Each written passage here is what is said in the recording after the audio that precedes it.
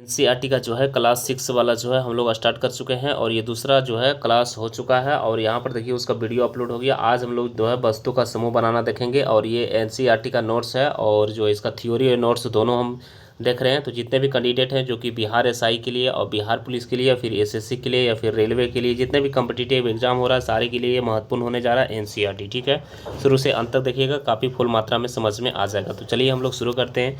सबसे पहले देते हैं कि वस्तु का समूह कैसे बना जाता है। तो देखिए हम चारों ओर की वस्तु अपने अनेक प्रकार के जो है पदार्थ से बनी है, बिल्कुल सही बात है। जैसे आपका जो है लकड़ी अलग प्रकार के बना है, लोहा अलग प्रकार के बना है, तो ये चीज़ देख लिए हैं।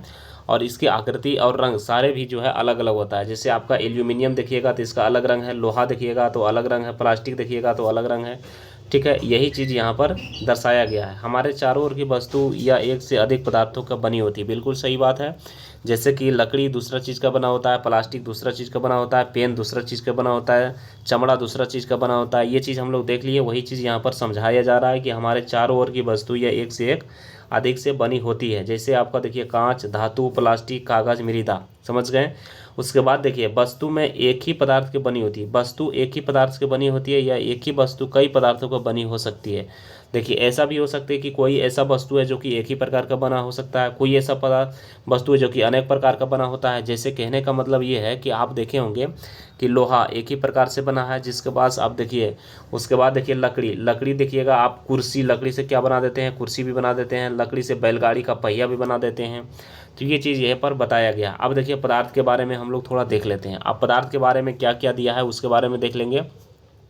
प्रत्येक वस्तु जिसका कोई निश्चित भार यानी द्रव्यमान होता है वह स्थान घेरती है, पदार्थ कहलाती है।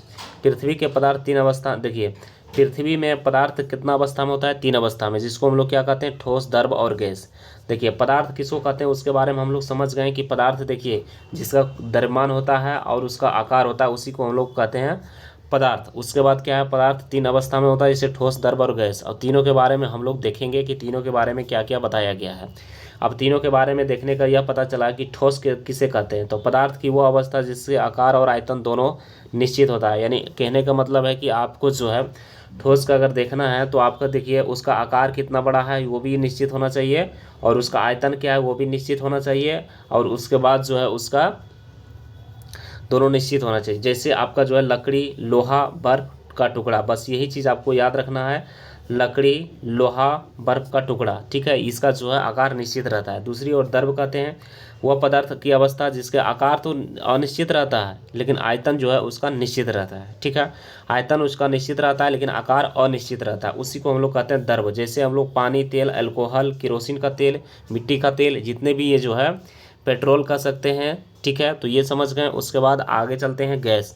गैस के बारे में कह सकते हैं कि ना उसका देखिए गैस का कोई फिक्स आकार नहीं होता है। जैसे कहने का मतलब है कि पदार्थ की वह अवस्था जिसमें आकार एवं आयतन दोनों अनिश्चित रहता है उसी को कहते हैं। ठीक है, उसी को कहते हैं गैस। जैसे कहने का मतलब है कि आप जो है बॉयफ्रेंड, जिससे आप किसी को जो है बीएफ बनाए, बॉयफ्रेंड बनाए हैं, तो उसका जो कोई निश्चित ना कुछ ही नहीं रहता है कि कब तक टिकेगा, कब तक क्या होगा, उसका कुछ निश्चित नहीं रहता है, तो समझिए वो गैस है। ठीक है, तो गैस के बारे में हम लोग समझ गए। उसके बाद यहाँ पर नीचे आइएगा, जैसे गैस का भी उदाहरण हम लोग देख लेते हैं। जैसे आपका हवा, ऑक्सीजन, कार्बन डाइऑक्साइड। ठीक है, उसके बाद देखिए आगे क्या लिखा है कि हम अपने दैनिक जीवन में कई वस्तु का उपयोग करते हैं, बिल्कुल सही बात है। कई वस्तु का जो है उपभोग भी करते हैं, सही बात भी है। और उनमें वस्तु को अलग अलग प्रकार की होती है, जिस सही बात है, कोई भी वस्तु को जो अलग अलग प्रकार के होता है, ये चीज़ है। उसके बाद आगे चलते हैं कि पदार्थ के गुण। अब पदार्थ के गुण कैसे पता करना है, तो किसी भी पदार्थ को बनाने के लिए किसी भी पदार्थ का चयन उसी पदार्थ के गुण तथा उपयोग होने वाली वस्तु का प्रयोग पर निर्भर करता है। जैसे कहने का मतलब कि पदार्थ का गुण, जैसे कोई भी गुण, जैसे एल्यूमिनियम का जो गुण है तो बस वही पदार्थ का हमको लेना चाहिए, वही चीज़ यहाँ पर बताया गया है। दिखावट के लिए क्या है, देखिए पदार्थ प्राय एक दूसरे से अलग दिखाई देते हैं। पदार्थ अगर आपको देखना है तो एक दूसरे से क्या है, अलग दिखाई देता है, वही चीज़ यहाँ पर बताया है। जैसे कहने का मतलब यहाँ पर यह है कि आपका लकड़ी लोहे से बिल्कुल भिन्न नहीं, इसी को हम लोग कहते हैं पदार्थ। पदार्थ जो है तीन अवस्था से बनता है, ठोस, द्रव, गैस। कुछ पदार्थ जो है चमकदार, खुरदरे, चिकने और कठोर तथा कोमल भी लगते हैं, समझ गए। तो ये आपका जो है एनसीईआरटी का 6 क्लास का था। तो ये चीज़ पूरी अच्छी से समझ गए। अब हम लोग क्या क्या चीज़ इसमें समझें उसके बारे में हम लोग देख लेते हैं। वीडियो देखिए, ये आपका नोट्स हो गया, ठीक ना। तो नोट्स के बारे में हम लोग जो है देख लिए हैं। अब उसके बाद देखिए दूसरी बात ये कि क्या क्या हम लोग समझें उसके बारे में हम लोग थोड़ा डिटेल देख लेते हैं। ठीक है, पहला चीज़ ये समझे हैं कि पदार्थ जो है तीन प्रकार के होते हैं, जिसमें आपका हो जाता है ठोस, उसके बाद हो जाता है द्रव, उसके बाद हो जाता है गैस। ये चीज़ समझ गए। अब देखिए पदार्थ के समूह के बारे में हम लोग समझ गए, समूह क्या होता है, भिन्न भिन्न के बारे में समझ गए।